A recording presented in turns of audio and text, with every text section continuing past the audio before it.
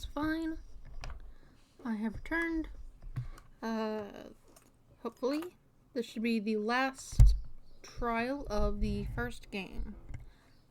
Hopefully, it should not take, or hopefully it will take long enough. Because if it only takes like a little bit, I don't exactly have plans for afterwards.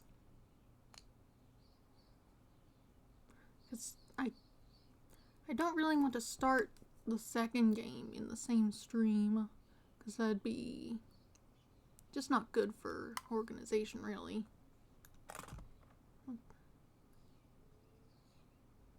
I don't know. We'll see how it goes. I'll start up the game.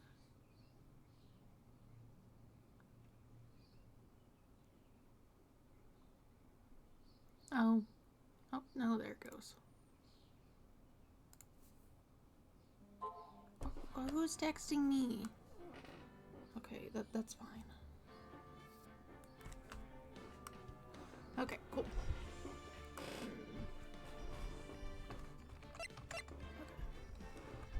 So this should be the third day of the trial, so it'll be the last day for the trial.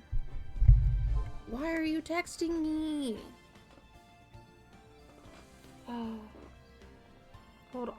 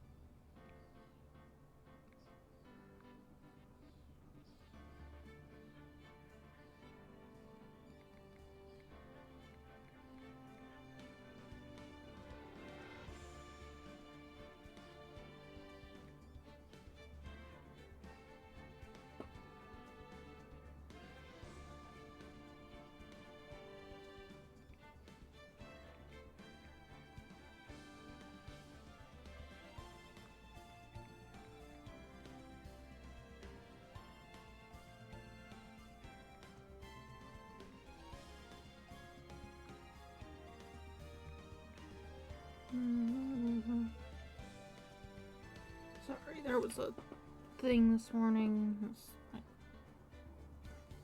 It's nothing that big a deal, but...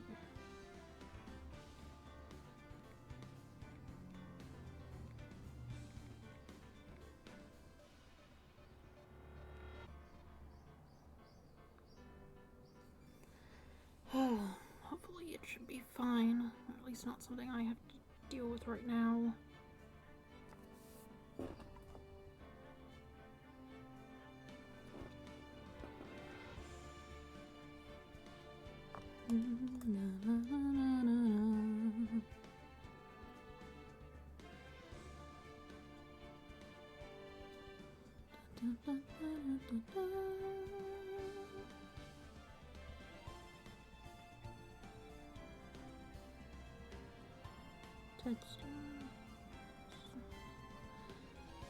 I don't want to get into the game until this is sorted out.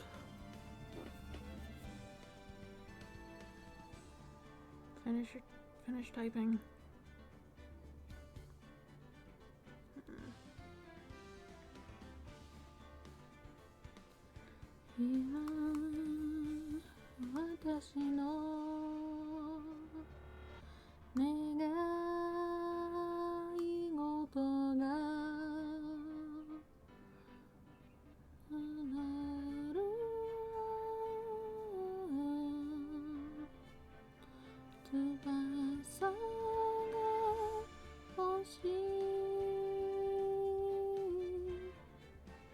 I haven't actually listened to that song in a bit.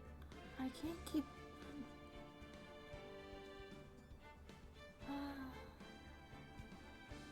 Sure. Okay, it's probably fine. Check when I'm done streaming. I don't know that she knows how long that's necessarily going to be. Granted, I don't either with the game, but still.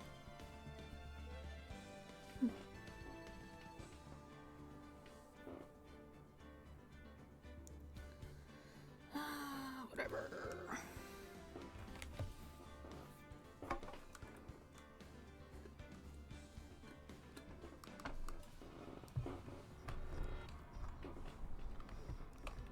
Okay, now I should be able to get into it. Episode 4, Turnabout Goodbyes.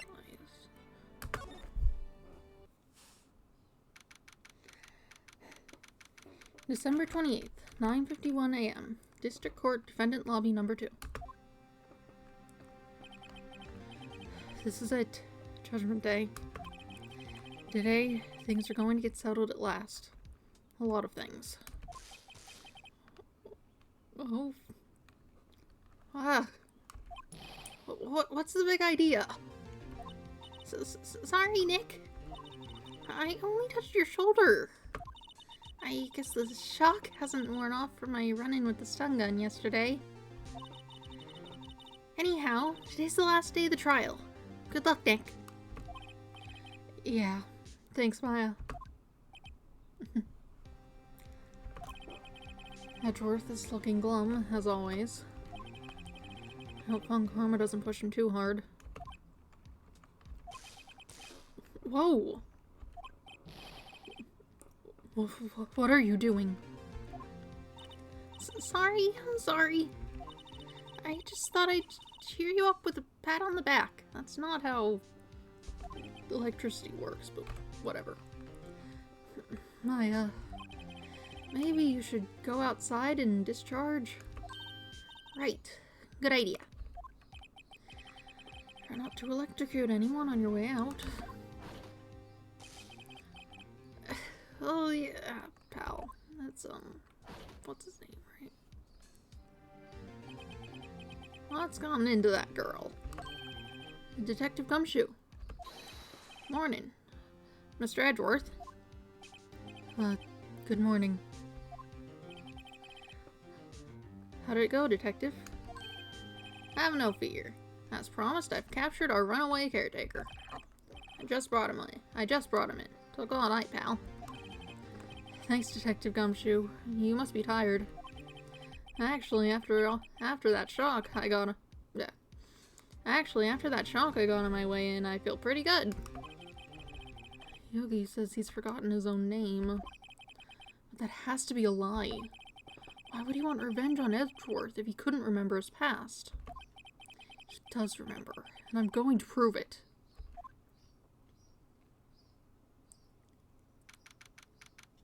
December 28th, 10 a.m., District Court, Courtroom Number 3.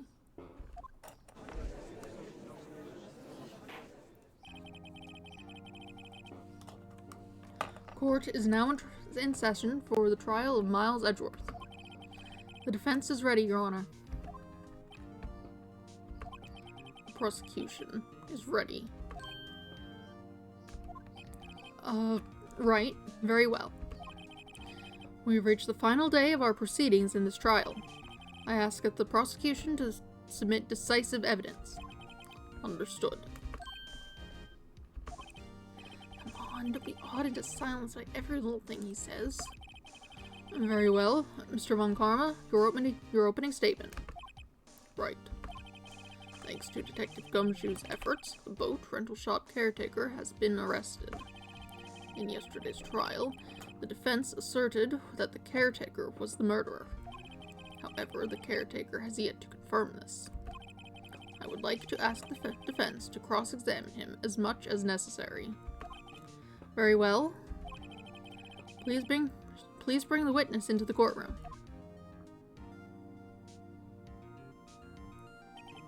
Ladies and gentlemen of the court, I believe you all remember our witness. He lives in the boat rental shop on the lake from where he witnessed the incident. In addition, he has currently lost memory of his name and identity. Witness, why did you run away yesterday? The witness was not running away, as he will now testify. I see. Very well. Please begin your testimony. Why I left court? Or I'm really sorry about just leaving yesterday like I did. I don't remember what voices I was using for that guy. But I wasn't running away or nothing. I went to buy some food for Polly, see? I figured I got nothing to do with this incident anyhow. Or, I mean, I need one of those motive things, right? And I don't got one. So my testimony yesterday stands as is. Very well. Let's begin the cross-examination, shall we? He has to know his name. Yanni Yogi. You're Yanni Yogi, and I'm going to prove it. Wouldn't you have, like, fingerprints of the guy? Surely that was done when he initially got put on trial.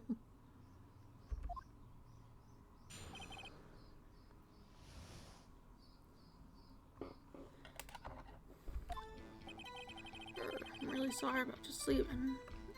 Yeah, whatever.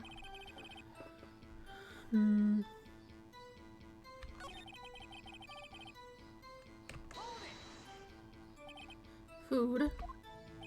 Well, Polly is a bit of a gourmet. Is that still pronounced gourmet or gourmand? Gourmand, you see? She only eats these high-quality bird pellets from France. I only have them in the big pet shop downtown. But you weren't arrested until this morning. Why didn't you go back to the caretaker's shack? Well, I kinda got lost, you see. The witness has trouble remembering things sometimes. When the police apprehended him, he was on his way back to the shack. Yeah, right. Nice try, Von Karma. No one's going to believe that. I see. So he was lost.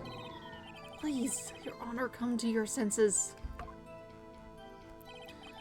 Figured I got nothing to do with this incident, anyhow. You've lost much of your memory, is that correct? Yep, it seems like it. Then how could you know that you didn't have anything to do with this incident? Or maybe you're lying about not having your memory, You know exactly who you are. The witness has testified quite clearly that he has no memory of who he is. If you claim he's lying, then show the court proof. How am I supposed to prove what's going on in that old codger's head? It's impossible. I'm glad you've come to your senses, Mr. Wright. Very well, witness, please continue. Yeah, because he took the thing. We have a bullet. That's not super useful right now.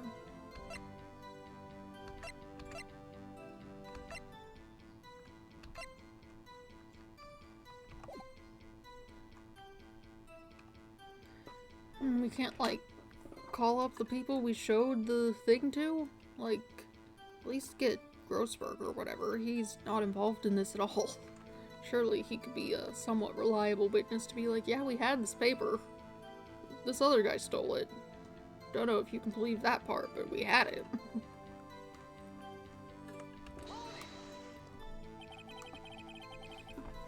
How can you say you had no motive?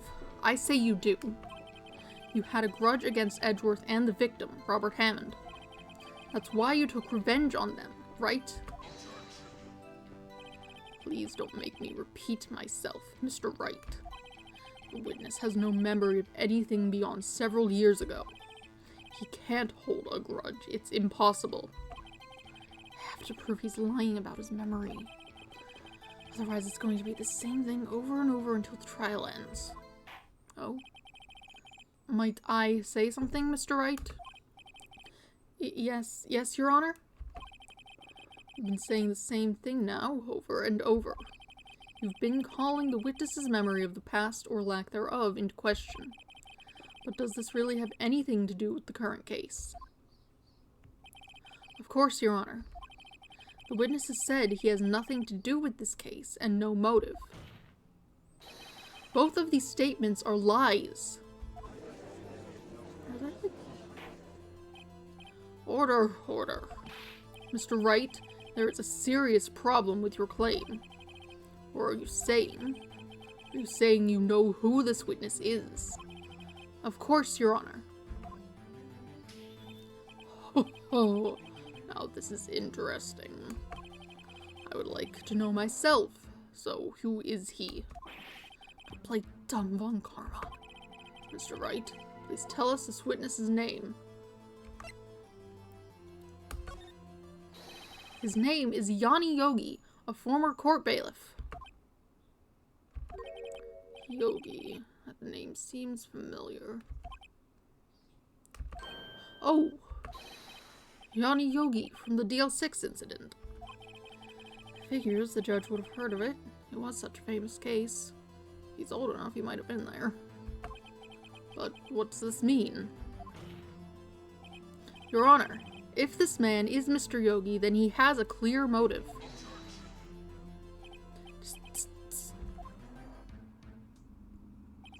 Jumping to conclusions again, Mr. Wright. This man, this witness, is Yanni Yogi. Fascinating. However, how do you propose to prove this to the court? Fingerprints. Easy. Very easy. This is a court of law, as you may recall. You need proof. Allow me to repeat once more that the witness has lost his memory. This is it. I have to do this now. If I can't prove he's Yogi right here, right now, I've got nowhere else to go. Nick, how are you going to prove it? How can you prove that he's Yanni Yogi? It's okay. It's actually quite simple. Your Honor, please take this man's fingerprints. Okay, cool. Then we'll compare them to the fingerprints on file for Yanni Yogi 15 years ago. I see. That makes sense. Huh? I'm so very, very sorry, Mr. Wright. But why? The witness has no fingerprints.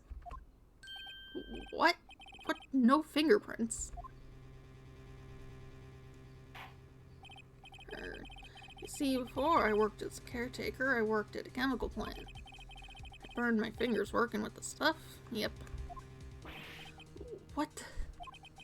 Yogi, you sneak. You burned your fingerprints off to hide your past. Well, if the witness has no fingerprints, I guess we will not be able to prove his identity. No. Well, what will you do, Mr. Wright?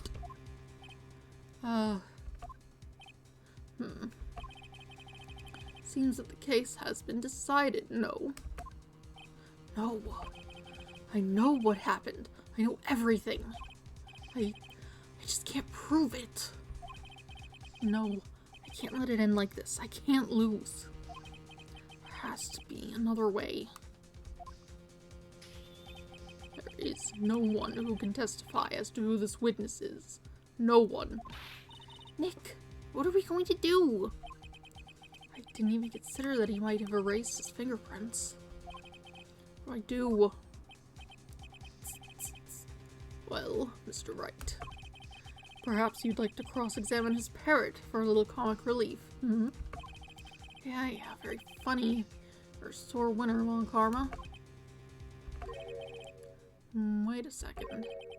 Cross-examine his parrot. Are we doing that? That sounds interesting. But what is it, Nick? No, you're not going to... Your Honor. The defense would like to take Mr. Von Karma up on his proposal. Take Mr. Von Karma up. My proposal. Exactly, Your Honor. I would like to cross-examine the witness's pet parrot.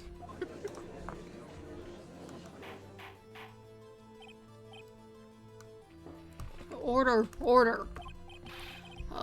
Well, what do you think, Mr. Von Karma? Need you even ask? This is a farce. I object. Wait a second. You were the one who suggested I cross-examine the parrot, von Karma. I have a right to do as you suggested. Well, if you're so desperate, then please, be my guest. Of course, should you go through with this, and nothing comes of it, then I hope you're ready for the consequences. Nick, this is crazy. Well, still want to go through with your little game? Let the parrot take the stand. I will cross-examine her, Your Honor. Is it here, or does someone have to go get it? This is the most ridiculous thing I have ever heard. Karma's rigged every person's testimony, every piece of evidence, except the parrot. She's my last chance. At least, I think so. Bailiff, bring in the parrot.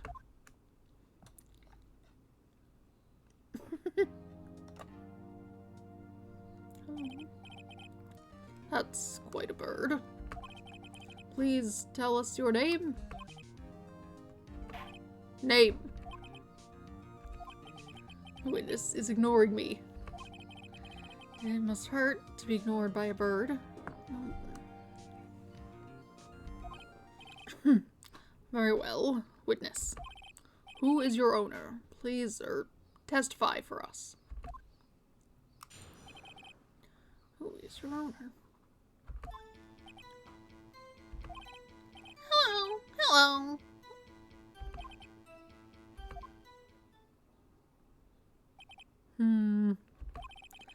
Certainly the most concise testimony we've had so far.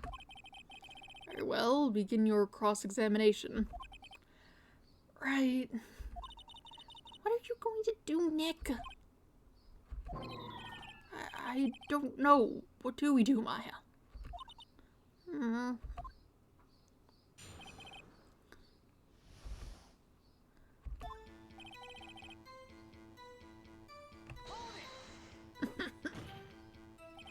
Witness, you can't just say hello and expect us to get anywhere.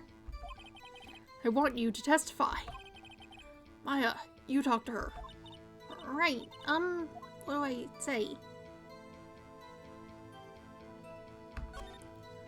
As I recall, 2 days ago... Polly, have we forgotten something? Don't forget DL6. If I can get Polly to say that here, that will prove that the caretaker had something to do with DL6. Polly, have we forgotten something? Hello. That's not what you're supposed to say.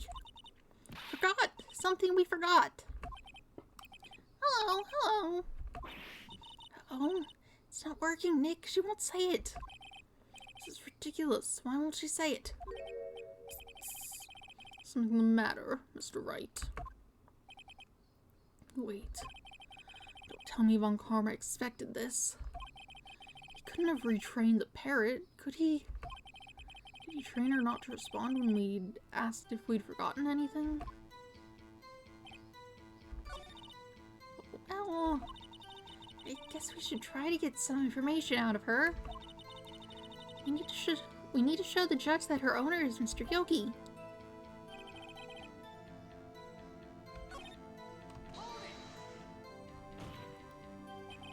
Witness, you're here to speak. You must speak to me.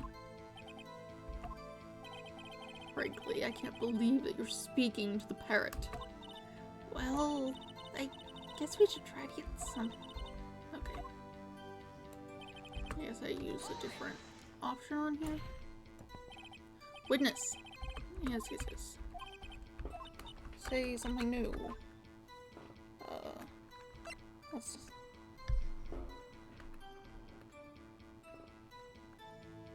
we'll just go in order, I suppose. Maybe I should get her to say her name? Polly, what's your name? Polly. Mr. Wright, I think we've established that this parrot is named Polly. Does this have anything to do with her owner's identity? No, I don't think so. Oh, well, I guess it doesn't really have anything to do with that, no. Please only ask questions pertaining to the matter at hand. Very well, witness. Continue your testimony.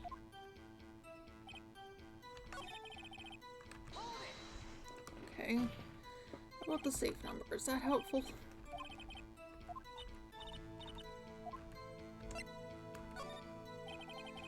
Maybe I'll get her to say the number of that safe. Huh? The safe? Why? Let's just try to get her to say anything, okay?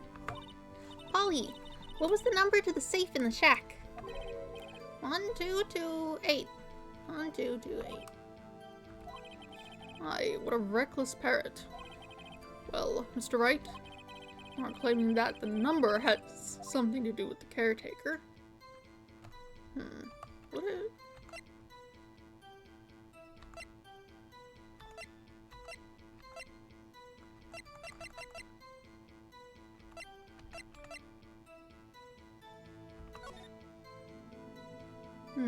Could be the date.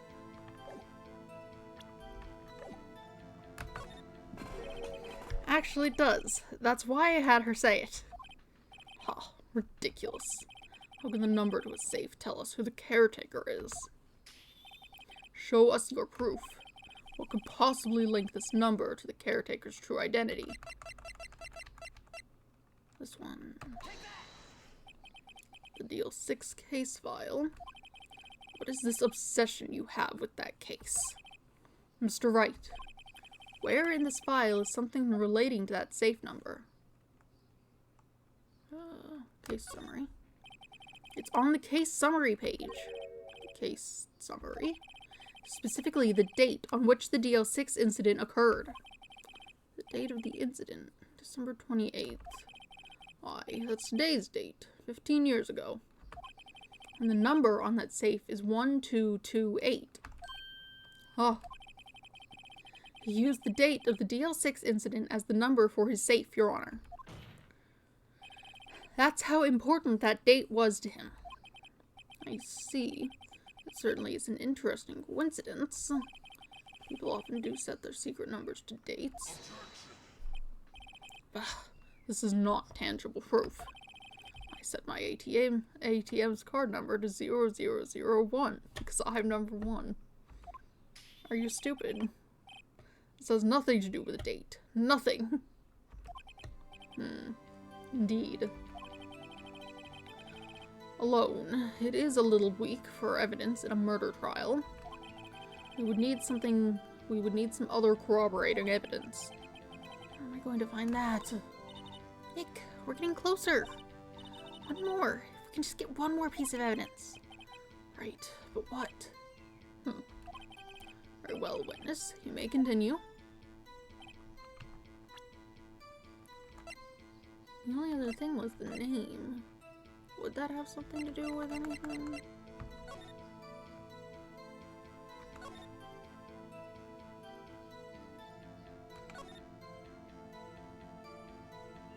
Polly Jenkins. Okay.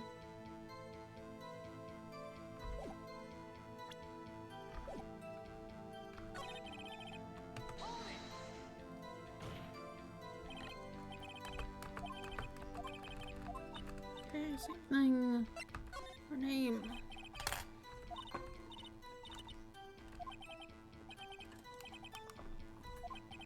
Mr. Wright. Established that the name is Polly. It does, actually. I found it. Yes, it does. Ha! Fascinating. You claim that the parrot's name will prove her owner's identity.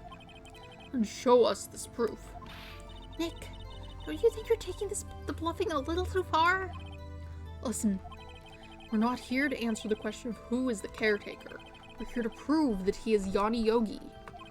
All we have to do is tie the name Polly to Yogi. Your Honor, the proof that the parrot's name reveals the caretaker's identity is... also this. Again, the DL6 case file. That's quite a large file you have there. Which page is this proof on, then? Show us or stop wasting our time. Very well. Mr. Wright, please show us the page. Where in this file is the information connected to the parrot's name? Suspect data. It's on the suspect data page. This page has all the information about Yanni Yogi. Right after he was arrested, his fiancée committed suicide, see? Indeed, it does say that, yes. What was his fiancée's name? Polly Jenkins. Polly? Exactly, Your Honor.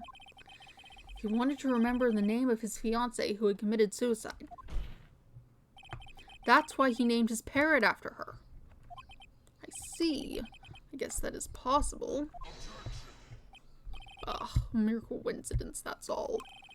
My granddaughter has a dog she calls Phoenix. We also have a dog called Phoenix.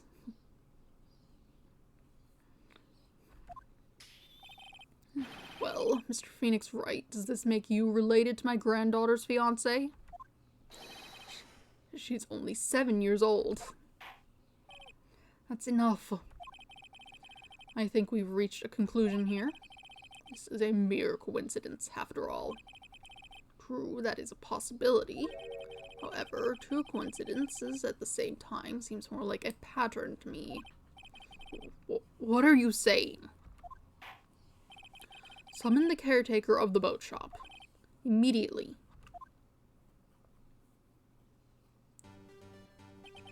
Witness. Tell us your name.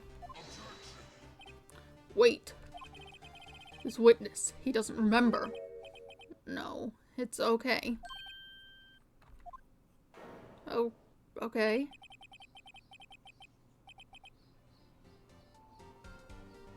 Just got, like, quite taller. I suppose you stopped slouching or something. I've accomplished what I wanted to do. I'm done. Nick, he looks totally different. This is the real Yogi. Oh, wait. This is the real Yogi, I think. Finally. He's been acting feeble to hide his true identity. Acting for 15 years. Well, let me ask you again. Please state your name for the court. My name is Yanni Yogi. 15 years ago, I served as a bailiff in this very court. He looks a bit like Yugi's grandfather in Yu-Gi-Oh! Order! Order! Yanni Yogi. So was it you who killed Robert Hammond and tried to frame Miles Edgeworth for his death? Yes, it was me. I did it. They put me on the witness stand 15 years ago. Robert Hammond, he said I was mentally unsound. He told me it would make me innocent, get me off the hook. So I pretended to have brain damage. I was innocent, really, but he didn't believe me. He won the trial, but I lost everything. Lost my job, my fiancé, my social standing. And this year, 15 years later, a package arrived. It was a letter and a pistol. The plan was written out in careful detail. It was a plan for me to take my revenge on the people who ruined my life. I didn't care who had sent it. I thought this was my chance after 15 years. This was it. Finally, a chance to have my revenge on Robert Hammond and Miles Edgeworth. I have no regrets. Wait a moment. Revenge against Miles Edgeworth? What do you mean? I'm not at liberty to speak on that matter. Why don't you ask Mr. Edgeworth yourself? Anyway, I admit it. I was the one who killed Robert Hammond.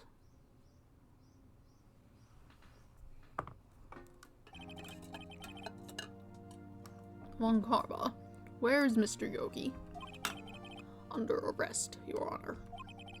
I saw no room for error in his confession. Then, the defendant, Miles Edgeworth, is innocent. In this case, at least. Very well. Will the defendant please take the stand?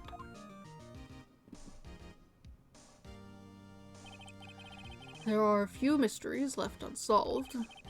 Still, you are cleared of suspicion for this particular case. So I would like to pass judgment on the murder of Mr. Robert Hammond. Any objections?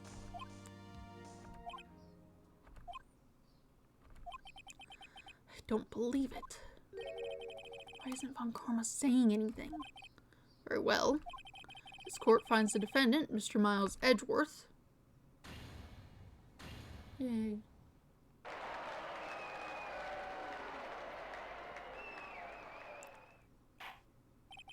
That is all. This court is adjourned.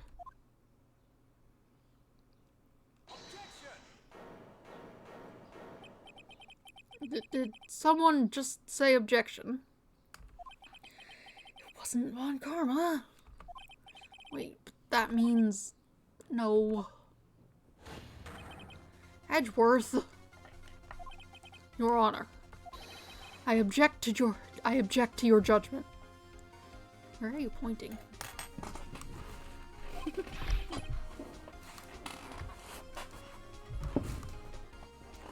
What do you mean? I'm not innocent at all.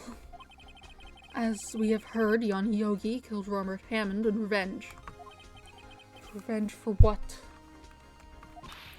Nick, Edgeworth is trying to confess. He's going to say he's guilty. He's going to tell them he was the murderer in the DL6 incident. He's going to tell them he killed his own dad. Oh, what do I do? Why do you maybe want to stop talking? The judgment has already been passed. I object to Edgeworth's outburst. Did something like this happen yesterday, too? I believe a certain witness raised an objection after a guilty verdict was passed. That would be Larry. We must hear this new statement. We must hear Miles Edgeworth. Hold on.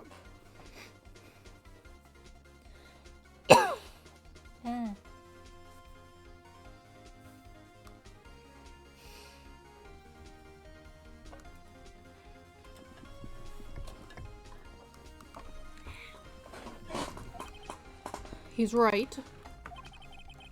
We have a duty to hear Mr. Edgeworth out.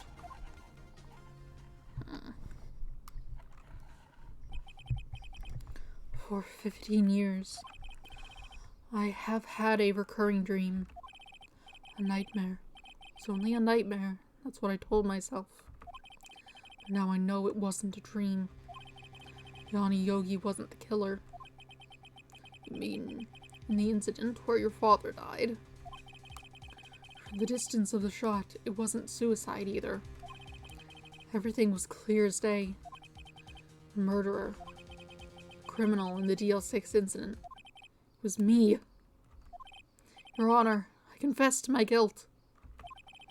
I am guilty for DL6, the statute of limitations of which ends today. The culprit is me. Where are you pointing? You're kind of pointing toward Phoenix. Order, order. This is certainly unexpected. The defendant, declared innocent, is confessing to a different crime. A crime for which the statute of limitations runs out today. I'm not really sure how I should deal with this. It's obvious. We hold a trial. Right here, right now. We try this man for his crime of 15 years ago. I think I would like to take a 5-minute recess. During this time, I will consider the appropriate course of action to take. Court is adjourned.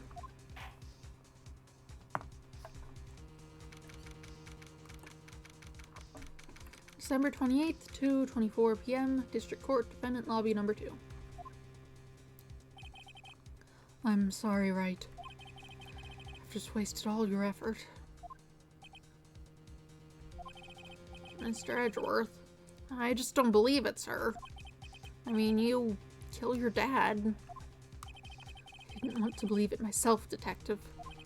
But it's the truth. I deserve to be punished. Murder is murder, no matter what the circumstances.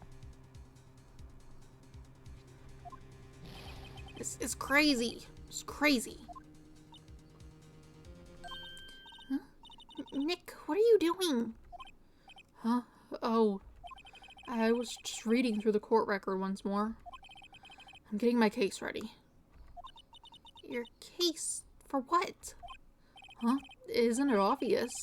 I'm going to prove that Miles Edgeworth is innocent. What are you talking about, pal? He just admitted to it. He confessed that he did it, in court.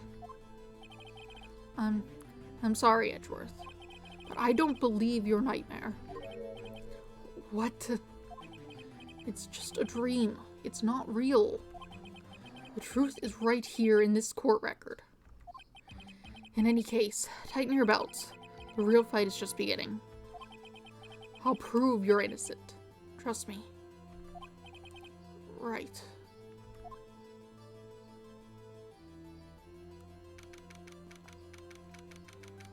December 28th, 2:30 p.m., District Court, Courtroom Number 3.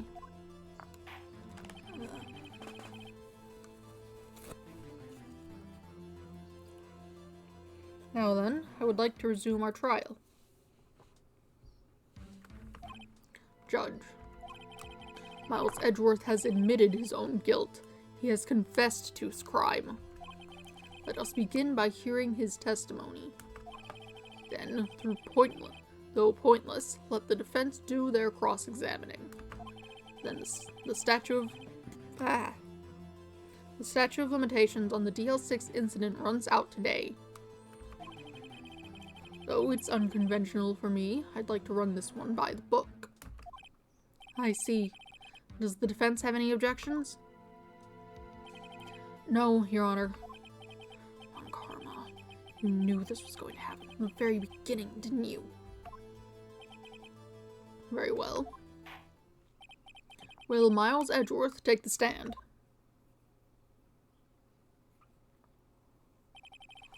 Will the witness state his name and profession? Miles Edgeworth. I am a prosecuting attorney. Mr. Edgeworth, 15 years ago, you mistakenly killed your father, Gregory Edgeworth. Is this correct? It is correct. Then testify about this matter to the court. When Edgeworth was telling me about his dream yesterday, I noticed something. One detail didn't quite fit. That will be the key, but only if I can get it to work. Please, please. The DL6 incident. That day, I had gone to the courtroom to observe one of my father's trials. As we went to leave, an earthquake struck, trapping us in the elevator. My father and Mr. Yogi lost their composure and began to argue. Just then, something heavy fell at my feet. I picked it up and threw it at Mr. Yogi. I wanted them to stop fighting. A moment later, there was a single gunshot and a scream. It was a terrible scream. I remember it to this day. That's all.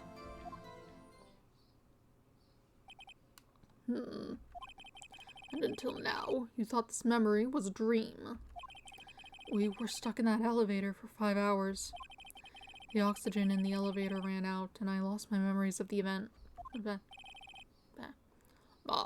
same claim Mr. Yogi has made. Very well. Mr. Wright, your cross-examination, please. Yes, Your Honor.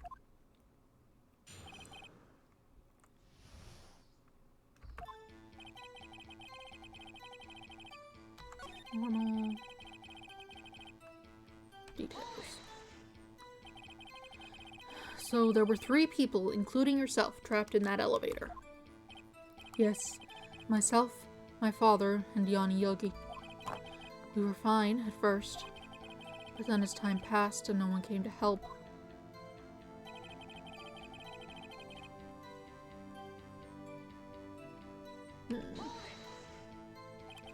What did you do then?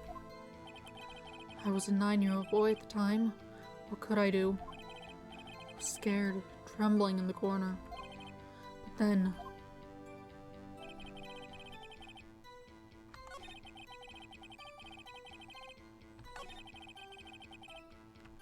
Fell from where? What was it? A pistol. I assume it was the bailiff Yoni Yogi's. The safety must have come off when it fell from his holster. When it fell from his holster. And you picked it up. What happened next?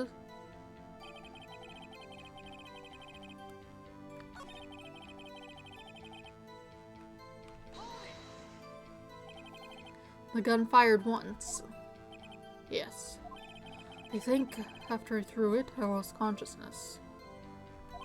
Since then, I've echoed in my head every day. That gunshot and that horrible scream. The scream.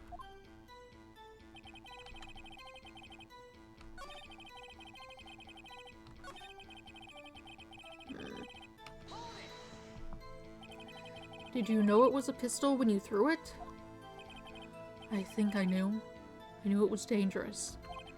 But the air was getting so thick, I panicked. So then you're saying you threw the pistol at Mr. Yogi? I was in a daze.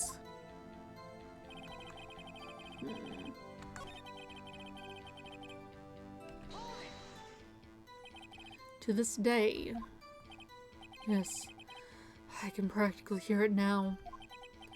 I doubt I will ever forget that scream as long as I live. There it is.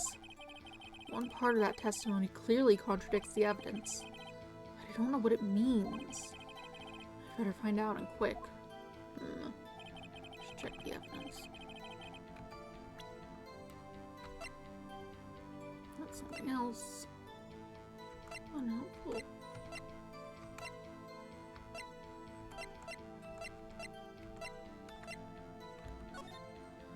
Air when the elevator was oxygen depleted, no clues found on the scene.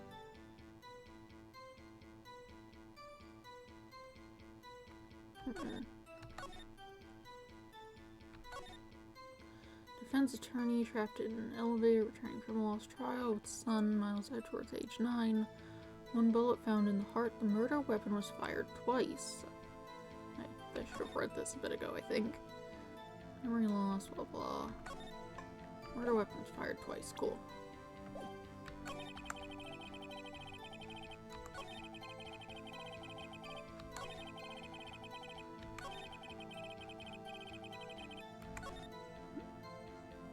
Okay.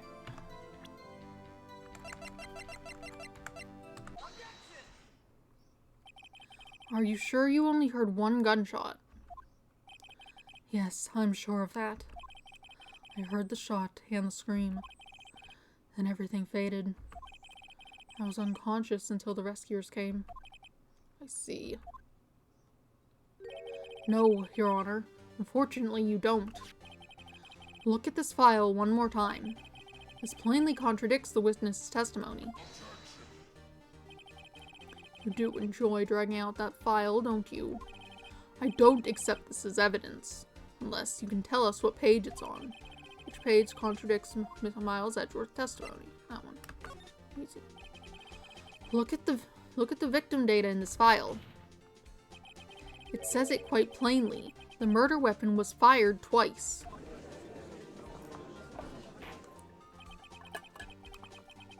Miles Edgeworth only heard one gunshot. Yet the murder weapon was fired twice. The first shot was the accidental firing when the pistol was thrown. So, who fired the remaining shot?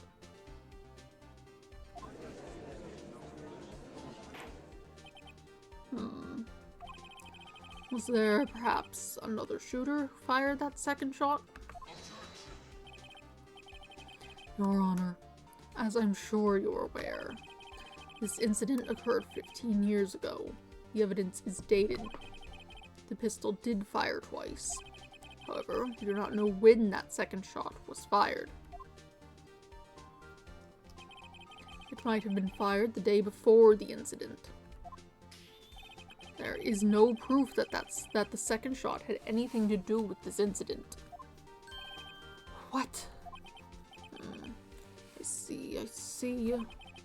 You do have a point, Mr. Wright. The murder weapon was fired twice, as we have heard.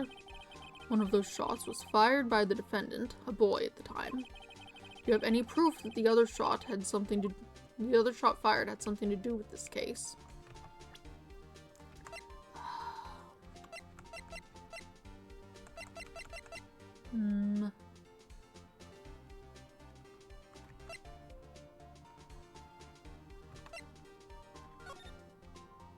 Oh, wait. Yeah, no, we do, because if it was in his heart, then there wouldn't be a hole in the window. Your Honor, I think I will be able to show you proof. What? Impossible. Now, Mr. Von Karma.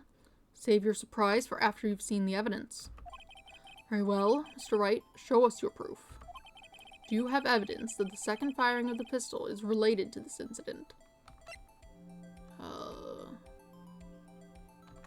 Probably this picture. Should be that way. Look at this photograph.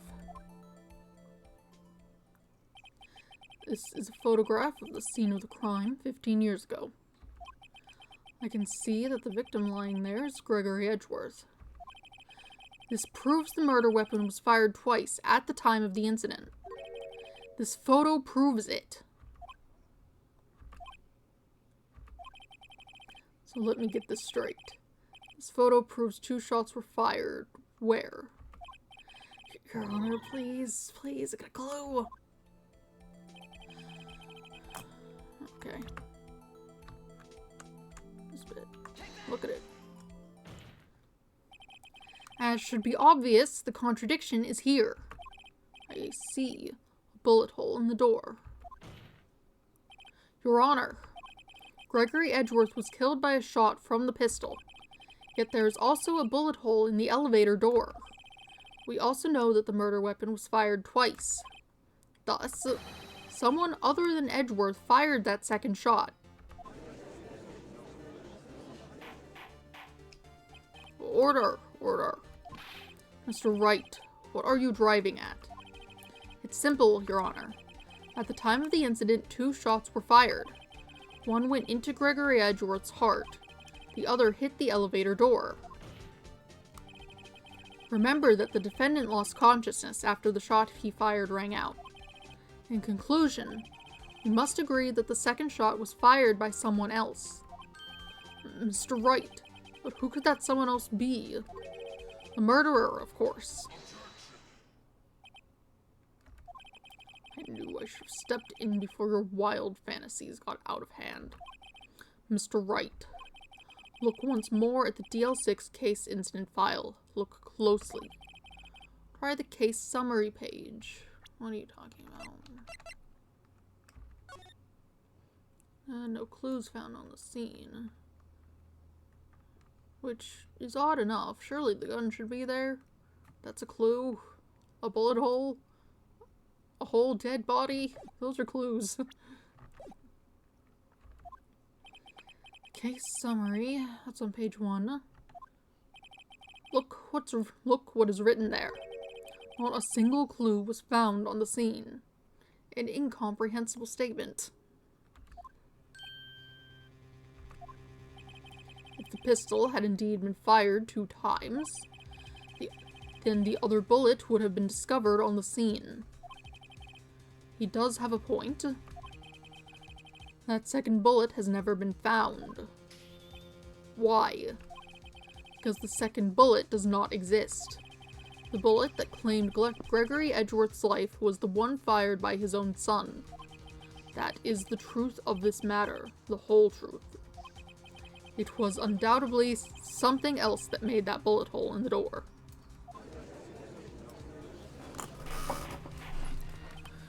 Order. I will have order.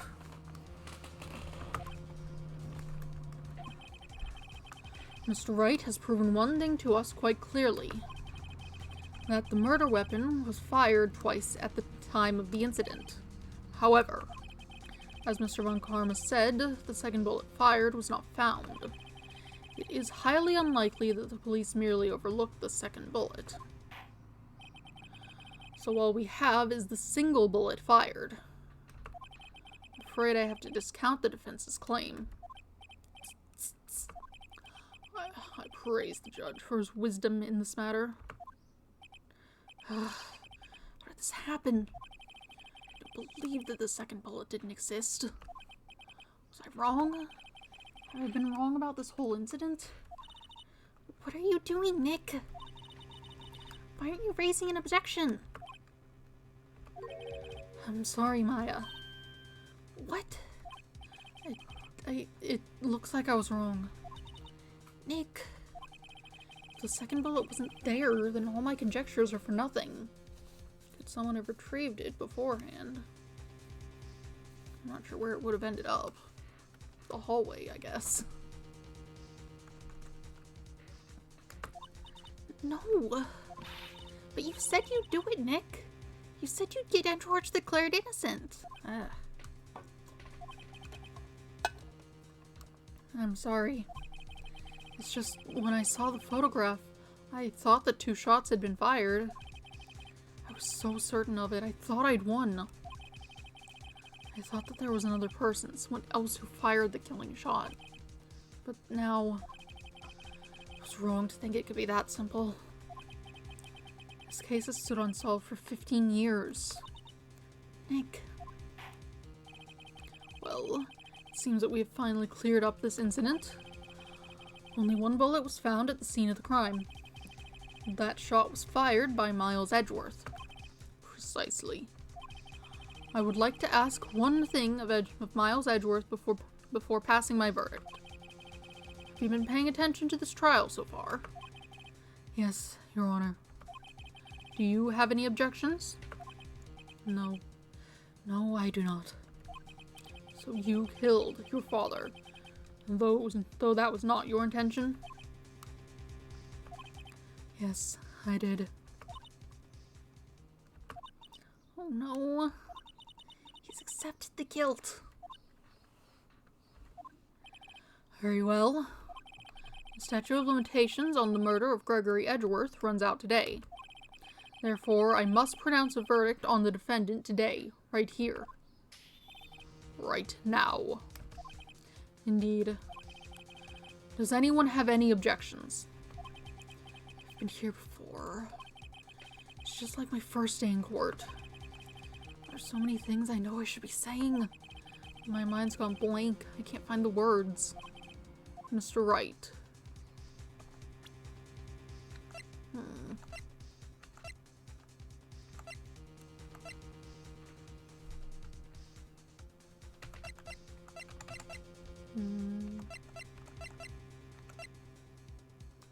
Clear ballistic markings. Can we check something? Your Honor.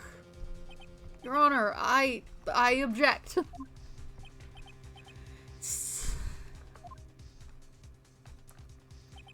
Mr. Wright, on what grounds do you object? Nick. I don't know. His case is perfect. Oh no. It must exist. A second bullet. What? What did you just say? Nothing. The second bullet must exist. But where? Someone took it, like I was saying.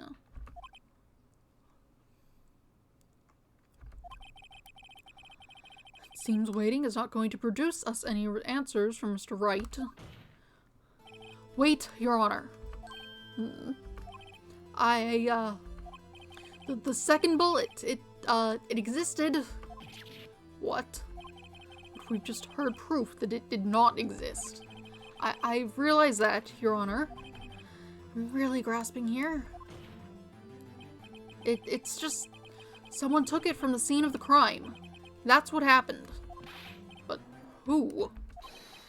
The murderer. Murderer. And tell us, just who is this murderer? I'm still thinking about that one. You, probably. So the criminal took the second bullet. Why? Huh? First of all, how would they have found it? It's not easy to find a stray bullet, Mr. Wright. Was there some pressing need for the murderer to search for that bullet? I mean, yes, I'm sure. Of course there was a need. That's why they took it. Bah, what possible reason could they have had? Well, the reason the murderer took the bullet away from the scene with them is... it would be proof of something. Or maybe they thought that the bullet would be used as proof. Proof. It was a special bullet, so they took it with them. If that was the case, then they should have taken the bullet from inside Gregory as well. Huh? Why would they only take one of the 2 shots fired? Oh, right. Mr. Wright, if you really thought this through, I'm going to have to penalize you. This isn't going so well.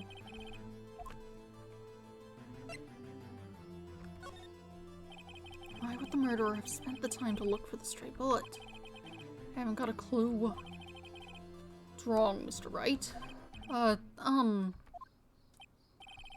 murderer had no reason to take that bullet. You don't want to admit it, but it's true. Had to take it. Had to take it. The murderer. What does that mean? You're thinking too normal. Think crazy. Don't think why the bullet was taken. Think why the bullet had to be taken.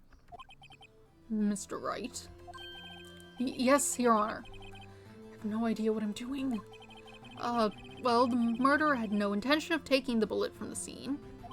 But, the murderer had to take that bullet. Had to, Mr. Wright. What do you mean? Well, for instance... For instance, what? Maybe the bullet, hit the murderer. The bullet hit the murderer. Just saying, for instance. I mean, if it hit you, you would have to take it with you, wouldn't you? It's not like you could perform surgery right there. You know?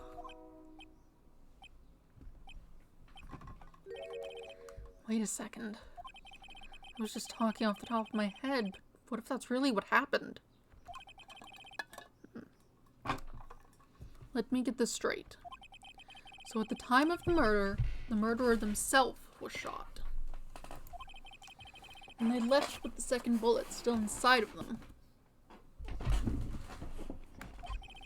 Thus leaving only one bullet at the scene of the crime.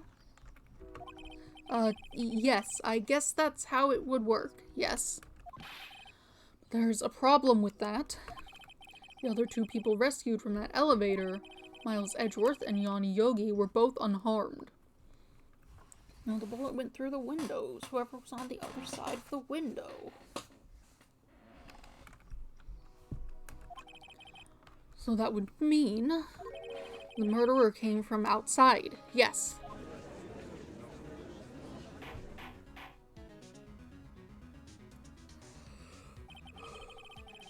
The 2 men fight inside the elevator. Trying to stop them, the boy picks up the pistol at his feet and throws it. I'm not sure who's meant to be saying this, the judge or Phoenix. The pistol discharges and the bullet goes through the elevator door and hits the murderer outside. The boy loses consciousness.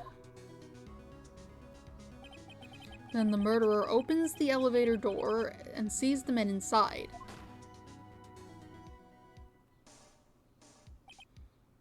Mr. Wright, you are truly the most unpredictable defense attorney I've ever known. I can tell you're grasping, yet I cannot deny the possibility of what you say. What are you saying? Deny it. Deny it. No one involved with the incident was wounded. There was no murderer. No one was wounded at the time of the incident. He's right. I can't think of anyone. Hey, Nick. Huh? I just thought of something really crazy. Crazy? Remember what Mr. Grossberg said yesterday? Gregory Edgeworth dealt a blow to his perfect trial record. Wow. It must have been quite a shock for Von Karma. He took a vacation for several months after that, you see.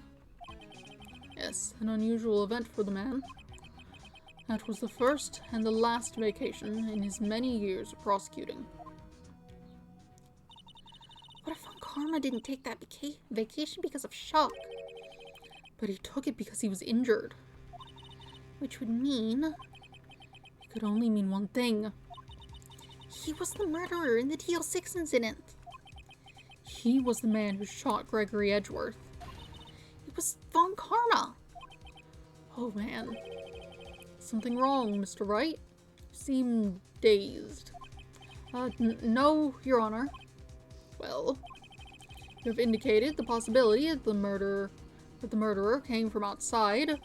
Can you give us the name of your suspect? Oh, should I come out and say it now?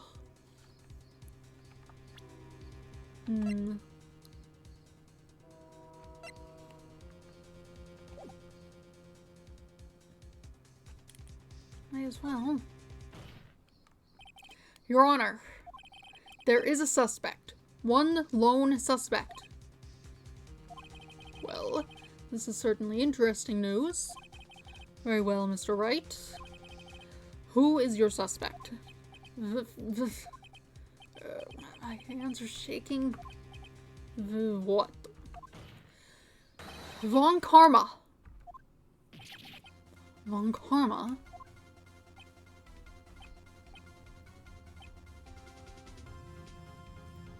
You mean the Von Karma? The prosecutor? The one standing right over there? Ah. You don't object?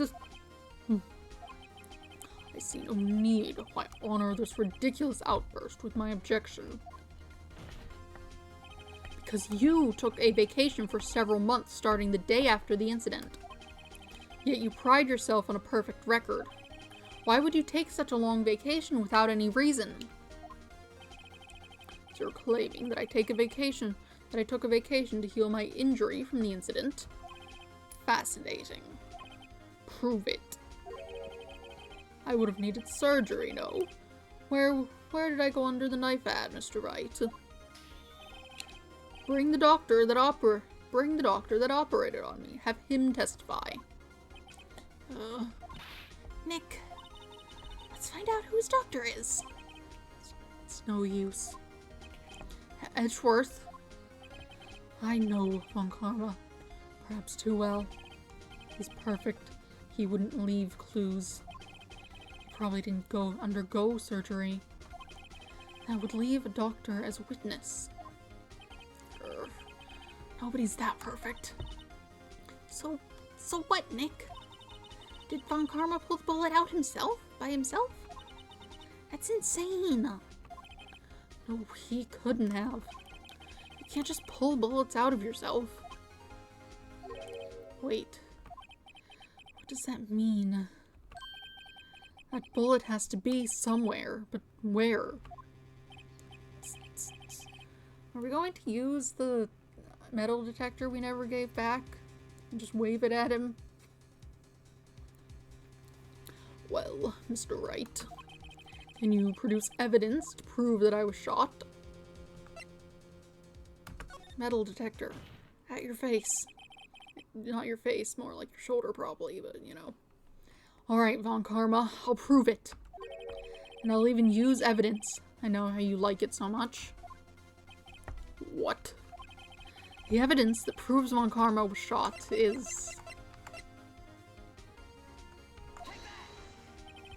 Von Karma is perfect. He wouldn't risk surgery, leaving an evidence trail. So then, I ask, where is that bullet now? think it's unlikely that Von Karma performed surgery on himself. You don't mean... I do. There is the possibility that the bullet is still inside Von Karma. Is that even possible? For all these years? Well, there's one way to find out. We could use this metal detector. Well, Von Karma, I'm going to run this over you and see what we find. I refuse. You refuse? But refusing this means... You acknowledge that the bullet is still inside you. Order! Order! Order! Your Honor, the defense requests that we be allowed to use the metal detector. Judge, I call for a suspension of this trial. This is an invasion of privacy. The statute of limitations runs out on this case today. It was you who said we had to end it right here, right now.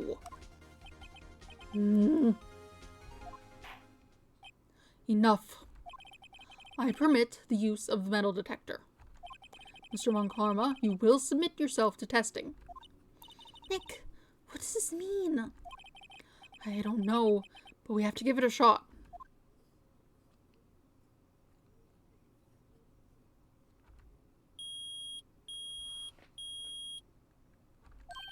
It reacted. Something's inside his right shoulder. The bullet. Mr. Von Karma? You. It was you. I was afraid this would happen, and so I remained silent. Indeed, there is a bullet in my shoulder. However, it has nothing to do with this incident. What? I was shot in the shoulder long before the DL6 incident. I claim that the bullet in my shoulder has no relation to DL6. But Mr. Von Karma, can you prove that? Prove? I have no obligation to prove anything. It is Mr. Wright who must prove something here, not I. Mr. Wright? Well, can you prove it? Can you prove that the bullet in Von Karma's shoulder was from DL6? Of course he can't. You don't have any of the DL6 evidence. That's because you took it out of the records room yesterday. With no proof, you cannot convict me of any crime. So sorry, Mr. Wright. No, I'm not the one who's sorry, Mr. Von Karma. What? You were close. One day away from freedom. But you see, I have proof. What? Who would have thought you would dig your own grave trying to convict Edgeworth? I can link that bullet in your shoulder to the DL6 incident. And here's my final proof. It's gonna be this bullet. It's got ballistic markings. That's a bullet. Where did you get that? This is the bullet used in the DL6 incident. This was taken from the heart of the victim, Mr. Gregory Edgeworth. The bullet is preserved quite nicely with all the ballistic markings intact. Ballistic markings. You may recall the term. It came up. You may recall the term. It came up in the first trial 2 days ago. Ballistic markings are the fingerprints of a weapon. All bullets fired from a gun are marked with that weapon's unique pattern. By examining the markings, you can tell which weapon fired the bullet. It's quite accurate. We have 2 bullets in our possession. The bullet removed from Gregory Edgeworth's heart. The other, Mr. Von Karma, is the bullet buried in your shoulder. We could analyze both bullets. Then, if the markings matched, we would know that both bullets had been fired from the same gun. The very same pistol. In other words, the murder weapon that killed Gregory Edgeworth. Mr. Von Karma, you will let us remove the bullet from your shoulder. And we'll compare the ballistic markings to those on this bullet. And solve this case once and for all. Well, Mr. Von Karma? Oh.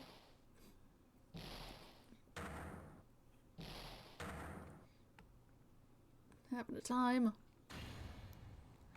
That scream. I've heard that scream before. Wait, I know. Help, I can't breathe. Quiet. I said quiet. You're not making this any easier. Stop breathing my air. I'll stop you. Stop breathing my air. Come on. Get away. Get away from my father. I didn't.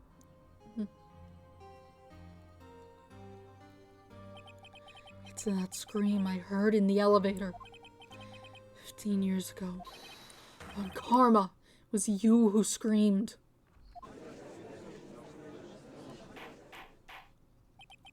Mr. Von Karma. Edgeworth, only you would dare defy me. So it was you. You and your father are my curse. Your father shamed me with a penalty on my record. And you left a scar on my shoulder that would never fade. I'll bury you. I'll bury you with my bare hands. Death, death. You might bury yourself hitting your head like that. 15 years earlier. Chief Prosecutor, I am sorry. Von Karma, it's not like you to make this kind of error. I never would have thought that Edgeworth would be the one to catch you. I was careless. I'm sorry, but you will have to be penalized. I've covered for you in the past, but not this time. Edgeworth. It was a shock like none I'd ever known. Me penalized. It took hours for me to regain my composure. Suddenly, I found myself in the darkness.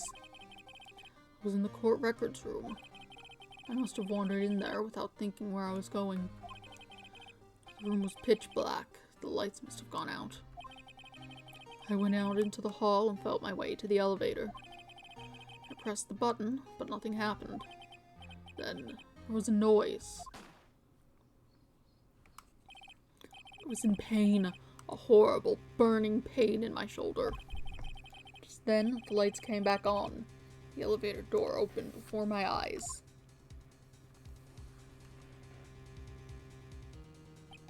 I saw 3 people inside, all lying unconscious from oxygen deprivation. Much to my surprise, a pistol lay at my feet. I knew then it was destiny.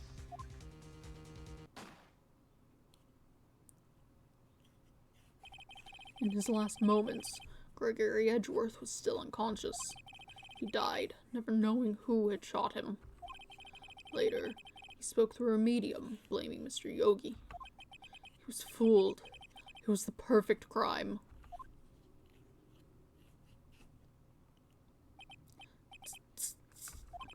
Who would have thought another man would have come to open the elevator door? Judge. What? What are you doing? Do your job. Bring an end to this miserable charade. Now. End it. Very well.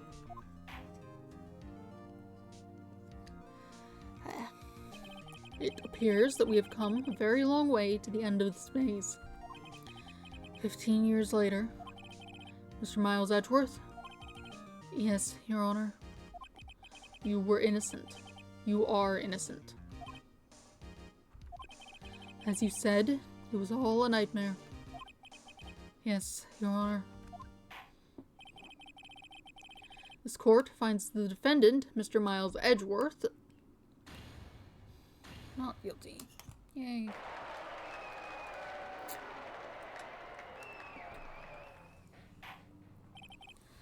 That is all.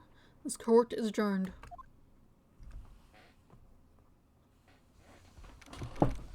December 28th, 5:38 p.m. District Court, Defendant Lobby number 2. Nick, we did it! Did you see his face? Von Karma looked even paler than usual. He's pretending to be all cool, but inside you crushed him, Nick. Crushed. I gotta say, I'm impressed. It was pretty close, though. I was sure we'd had it. I know. I was on the verge of tears the whole time myself. But now it's all just a good memory. So, it's finally over, Edgeworth. Right.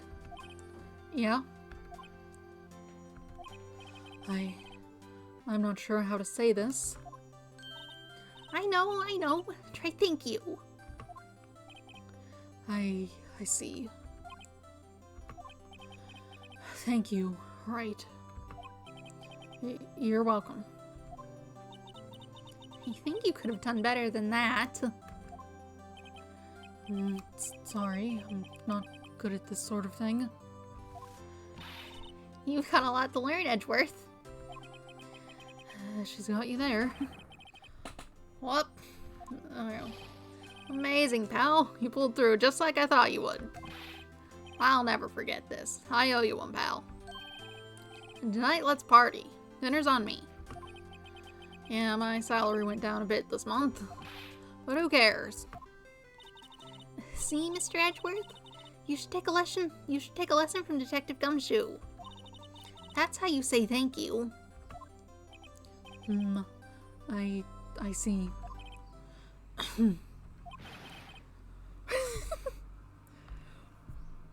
Woof.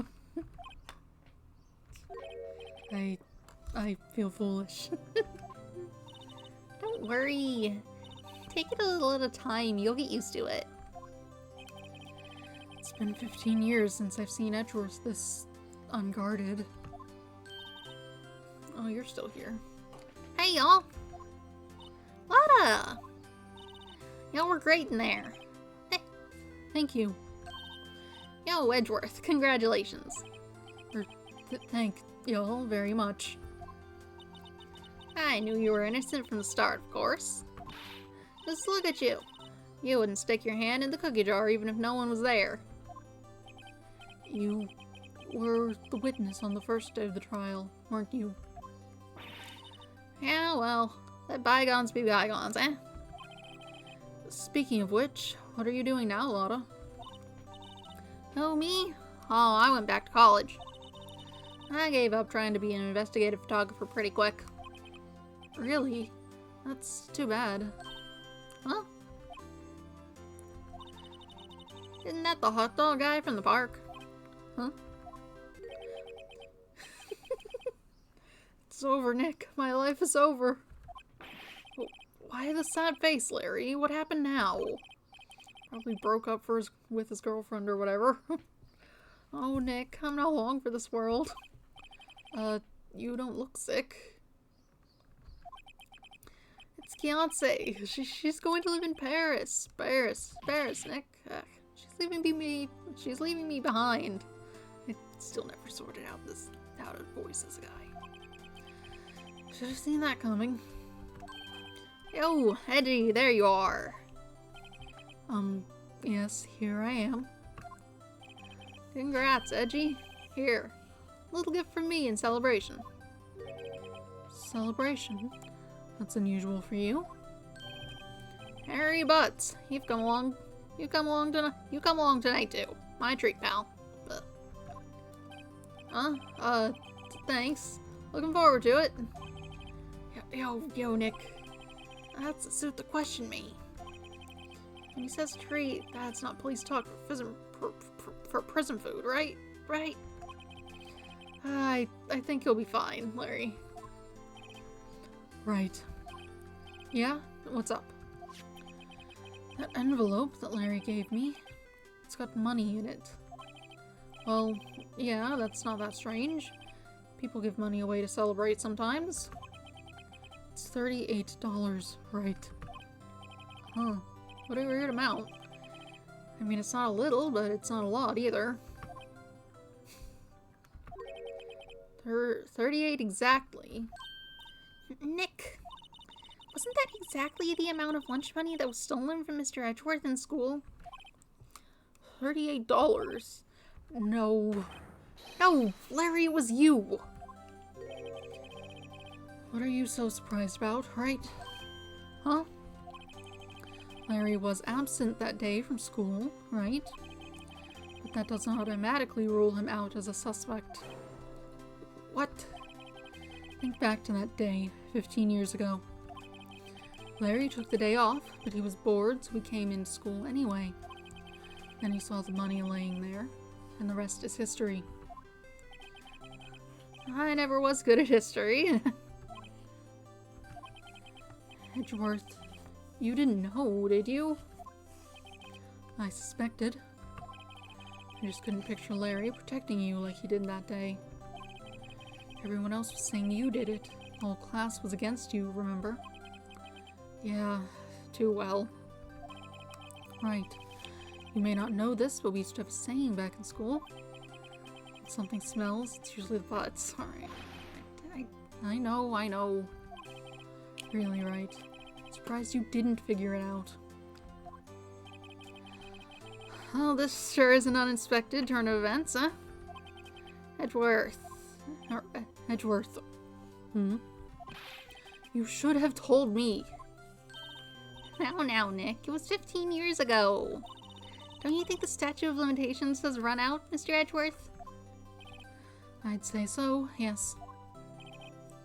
There you have it. Ugh. Where does that leave me? I became a defense attorney because of what you two did. Well, you have always been something of an insufferable emotionalist. Yeah, and you get worked up too easily, too. Death! The death sentence for both of you. And if only I had known, I'd have become a prosecutor. Same goes for me, only the other way around. For the longest time, I thought I might have killed my own father. I thought I might be a criminal. I became a prosecutor in part to punish myself. If I had known the truth, I might have become a defense attorney after all. Edgeworth. Want to switch, right? Hey, y'all. Line up. I'll take a photo. Hey, photo time. Let's go. And after that, dinner on me.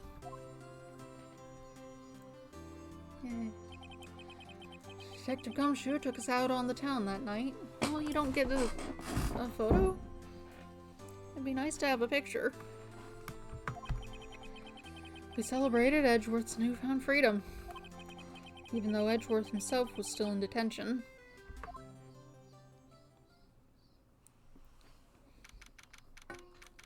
December 29th, 5:02 a.m., Wright & Co. Law Offices. You're there early? Oh, I went a little overboard yesterday. My head hurts. Huh? It's still only 5 o'clock. Maybe I should go back to sleep. Back to sleep? Do you like live here? What's this? A letter? Good morning, Nick. You were really impressive yesterday. Seeing you, it made me think about what I'm doing here. I'm a spirit medium, in training of course. I wanted to help Mr. Edgeworth too. I wanted to help you. But I couldn't. It was useless. So I've decided to go back to my training. I'll become a full-fledged spirit medium, for starters. I couldn't say it to your face, so I left this letter. Goodbye, Nick. Goodbye? What time is it? Ugh. The first trains for the mountain have already left. To the station.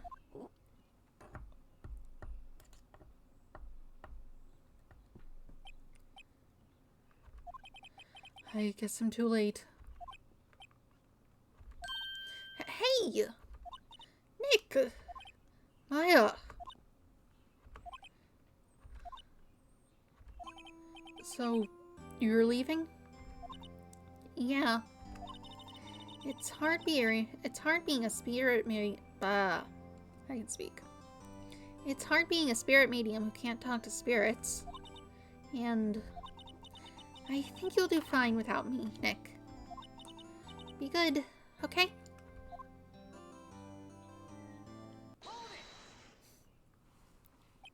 But wait. What? I never could have saved Edgeworth without your help. Huh? On the last day of the trial, I heard her. I heard Mia's voice. You heard my sister? Yes, only her voice, but still. It was at the very end when I thought we'd lost everything.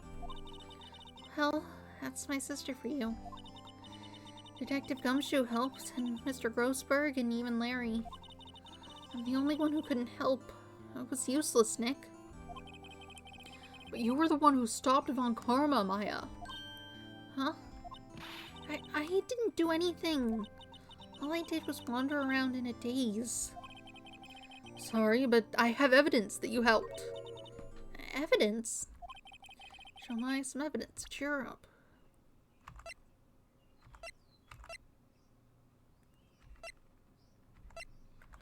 It was when she was jumped in, but that's not.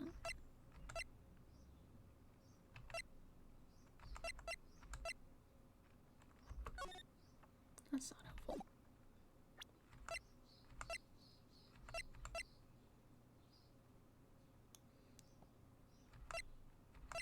She talked to the bird.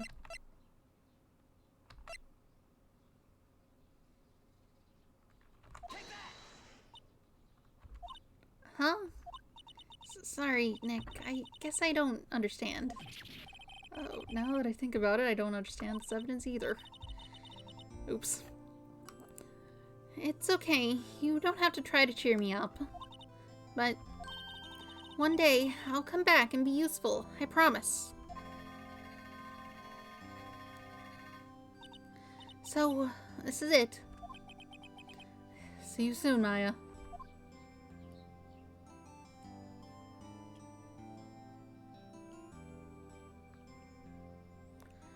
Thanks, Nick.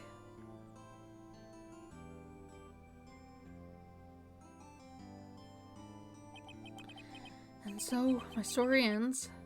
Time to turn a new page. And say goodbye to the novice defense attorney that I once was. Now, a new story begins. With the same old crazy cast of characters. Huh. Don't think you've graduated yet, amateur. Mr. Wright, perhaps you'd like to rethink that claim. Yes, Your Honor. Oh, I've got a bad feeling about this. Okay. Yay. Let's see, what time is it? Oh, hello. Hey, pal. Mr. Edgeworth came down to the precinct to wish me a Happy New Year. Talk about a pleasant surprise. Then he hung his head low and went right back outside. Kinda like he was embarrassed or something. Strange, huh?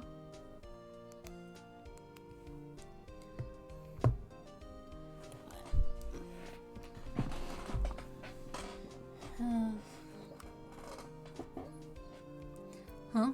Nick? I haven't seen him lately. Who, me? I've been working at a cheese shop. Missy's a nice lady, but she's not exactly what you call a cheap date.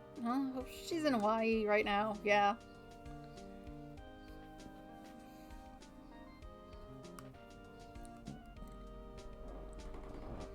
It's just showing everybody. Here's this guy. Oh, Master Wright? Yeah, I remember him.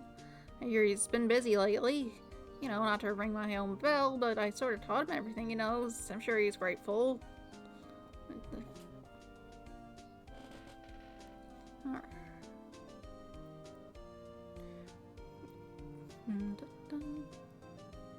You. Phoenix, right? Ah, the defense attorney for whom I wrote that affidavit for, yes. Oh, you should know I've taken over management at Gatewater Hotel. Should you be in the area, please stop by. I don't remember what he sounded like. Something like that, I feel like. This is just kind of going. I can't control the speed of the text.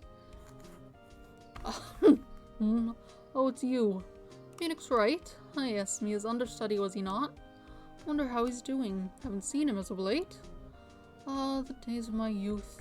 Like the scent of fresh lemon, you see. You keep saying that.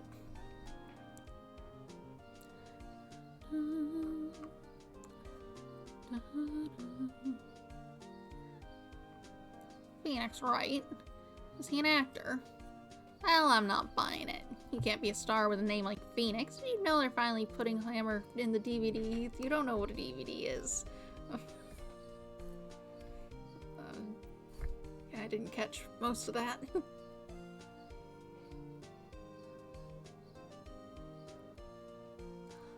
I'm pleased to announce the Pink Princess is a hit.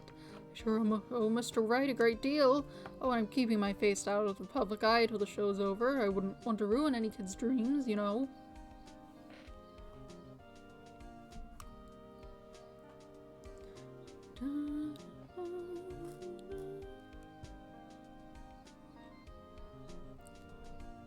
Oh, I got a letter from Maya the other day. It sounds like she caught a cold standing under a waterfall. I wanted to visit, but I didn't have time, so I sent her some Pink Princess trading cards. She said she can't buy them where she is. What kind of place is she living at anyway?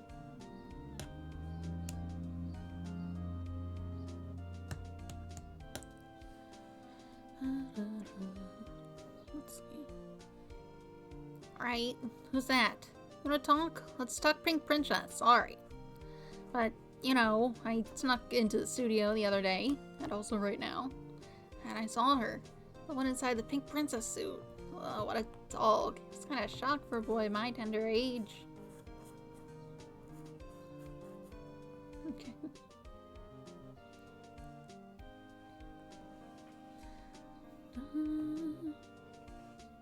Yeah, I remember, right? That lawyer guy. Well, me? I've been trained to become a paranormal photographer. You know that picture I took of everyone? Well, it's just behind them there's Ghost. For real.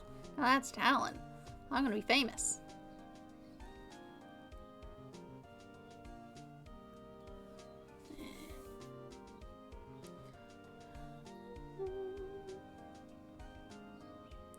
Oh, there's the picture. Yeah, there sure is a ghost. I wouldn't say that's behind everyone, but, you know. Yay.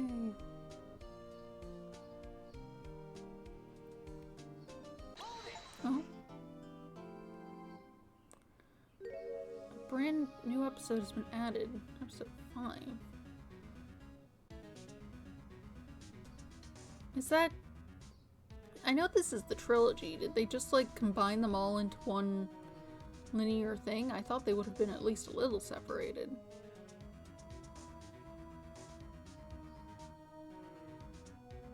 The art style also looks a little different, actually. Maybe this was done later. Something's weird. I mean, yeah, save progress.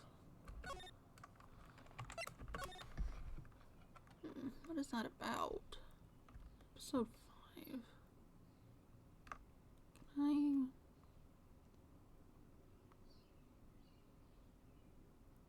I... No, I think it might be part of the first game. Because the other ones were selected in a menu separately, weren't they? Interesting. I haven't been going that long, so I suppose I can carry on. me refill my cup, though. And while I'm up, I should probably feed the dog. He'll need his food in like 10 minutes anyway. Let's switch this.